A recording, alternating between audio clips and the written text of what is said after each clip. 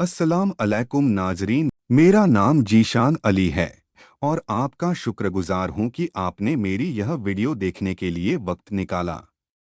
नवीन, आप लोगों ने इतना साथ दिया है, थोड़ा साथ और देना है। अब अच्छी खबरें आ रही हैं। आप खबरें सिर्फ ये नहीं है कि हमास ने इस साल का कितना नुकसान कर दिया। आप खबरें ये आ रही है कि खुद अमेरिका इसराइल की बैंड बजाने जा रहा है।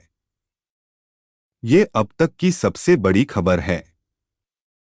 अमेरिका इसराइल की बैंड बजाने जा रहा है और ये मैं आपको सिर्फ खुश करने के लिए नहीं कह रहा है। मेरे सामने इस वक्त सबूत के तौर पर वो खबरें हैं जिसमें आपको पता चलेगा कि अमेरिका इस वक्त इसराइल के ऊपर पाबंदियां लगाने जा रहा है। और इसराइल, ये मतलब हम ख्वाब में भी नहीं सोच सकते थे कि ऐसा होगा। इसराइल अमेरिका के साथ जंग करने जा रहा है। इसराइल ने धमकी दी है कि अगर हमें अमेरिका पर भी बमबारी करनी पड़ी, जो कि बहुत दूर है उससे, वैसे तो हम उससे भी गुरेज नहीं करेंगे। सो थिस इज गोइंग डर्टी, बहुत खराबी पैदा होने वाली है। और अल्लाह ताला के काम देखिए ना, किसी जालिम को निस्तोनाबूद करना होता है तो दो जालिम को आपस में लड़वा देता है। इस वक्त सबसे ज्यादा जो एहतजाज हो रहा है वो मकरबई मालिक में हो रहा है। गैर मुस्लिम कर रहे हैं। अमेरिका में ऐसा जहाज हो रहा है और मैं आपको अगली बात बताऊं, आप और हैरान हो जाएंगे।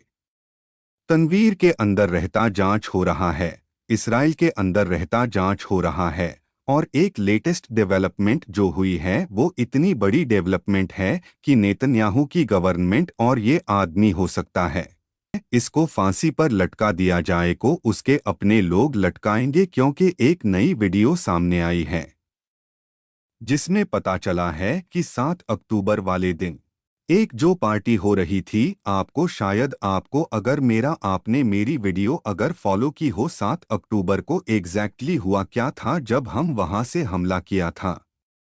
हम आज से हमला किया था इसराइल की फौज जीतन सी बात पर। इसराइल ने कहा कि एक पार्टी हो रही थी, डांस पार्टी, उस पे हम मास वालों ने, हमास के मुजाहिदीन ने हमला करके निहत्थे शहरों को मारा।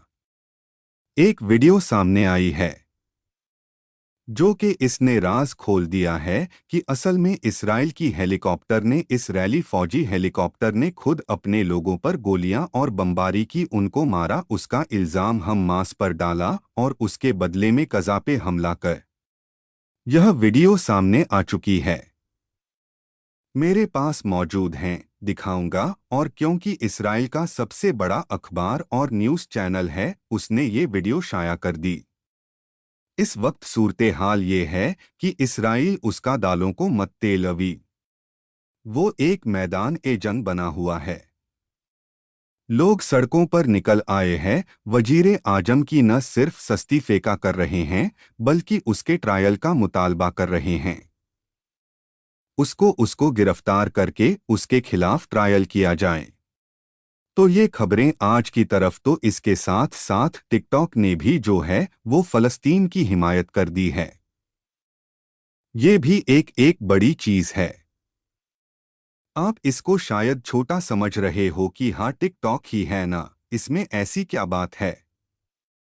याद रखिए, दुनिया भर की और ख़ास तौर पर अमेरिका में जो 40% लोग हैं वो टिकटॉक यूज़ करते हैं। और सोशल मीडिया के ऊपर सिर्फ फेसबुक रह गया है, क्योंकि मार्क जकरबर्ग जो है वो खुद ये होती है इसलिए से भरा हुआ इंसान है। फेसबुक के ऊपर, इंस्टाग्राम के ऊपर आप फ़लस्तीन के हाथ में बात नहीं कर सकते। अलबत्ता ट्विटर पे ऊपर इलोन मस्क ने फ़लस्तीन की हिमायत की, आप ट्विटर के ऊपर टिका के बात करें। फ़लस्तीन की कोई मसला नहीं है। अब टिकटॉक ने भी ऐलान कर दिया है कि मैं फ़लस्तीन के साथ हूं, तो ये एक बहुत बड़ी डेवलपमेंट है। इससे अवेयरनेस पैदा होती है, तो वीडियो का आगाज करते हैं। अब आपको पता लग गया कि आप लोगों ने किन किन टॉपिक्स पे आज हम लोग बात करेंगे। आपसे दरख्वास्त मैंने दोबारा ये करनी है, इतना साथ दिया आपने इस चैनल का, इस चैनल पर पिछले 1 डेढ़ महीने से कोई और बात नहीं हुई।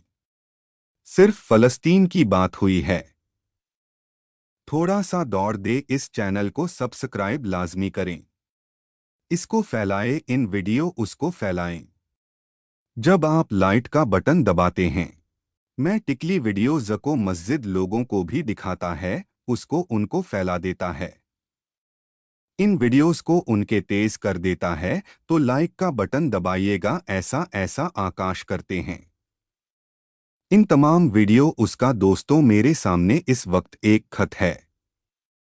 मैं इससे पहले के आगे बढ़ो, बड़ी इंटरेस्टिंग चीज है। ये खत है वो मीर मोहम्मद अली खान साहब के उर्स आरिफ है। उन्होंने शेयर किया 1933 में एक फिलिस्तीनी है जिसको एक परमिट दिया गया। हुकूमत 1933 में एक इस्राएली है जिसको हुकूमत ने फ़लस्तीन ने एक परमिट जारी किया।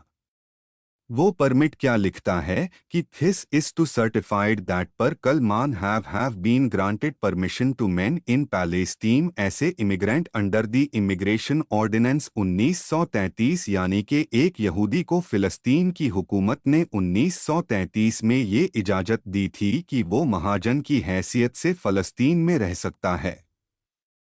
उसकी जान को खतरे वो रह सकते हैं और आज ये कहते हैं फ़लस्तीन कभी था ही नहीं, इसराइल था। ये तो हाल है इन मुनाफकों के, इन एहसान फरामोशों के। ये मैंने ऐसे ही आपको चलते फिरते में ये खबर में आपको दे दी। अच्छा दोस्त, अब जो बड़ी खबर, जो मेन खबर है, इसके वजह से मैं चाह रहा था कि आपको ये मैंने वीडियोस इस वजह से बनाई है। पूरी एडमिनिस्ट्रेशन जो है, जो पैटर्न सदर अमेरिका का, इस वक्त अमेरिका के अंदर एक तूफान ने बदतमीजी पापा, ये लोग सड़कों पर हैं। अगला इलेक्शन जो है अमेरिका का वो आने, बाइडेन को एहसास हो गया। अब देखिए, कोई फिलिस्तीनियों की मोहब्बत में नहीं कर रहे हैं कि अपनी जान बचाने के लिए कर रहे हैं। बाइडेन को इस बात का एहसास हुआ है कि भैया मैं अगला इलेक्शन नहीं जीता। अगर मैंने इसराइल की हिमायत जारी रखी, और इन्होंने किया क्या, इन्होंने इसराइली की बहुत दर्जा हिमायत की।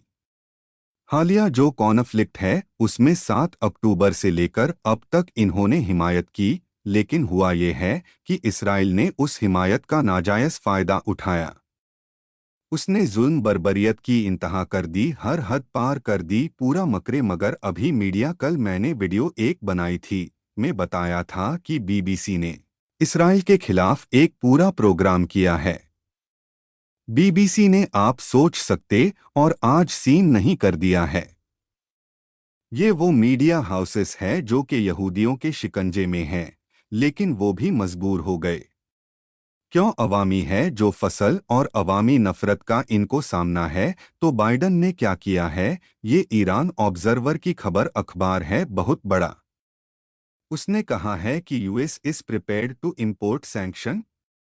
इस rally settlers who are involved in attacks against Palestinians in the West Bank. मगर अभी जो किनारा है वेस्ट बैंक का, फ़लस्तीन का, वहाँ पे वो यहूदी आबादी या जिन्होंने वहाँ के मुसलमान फ़लस्तीनियों पर या वैसे फ़िलिस्तीनियों पर हमले किए, उनके खिलाफ यूएस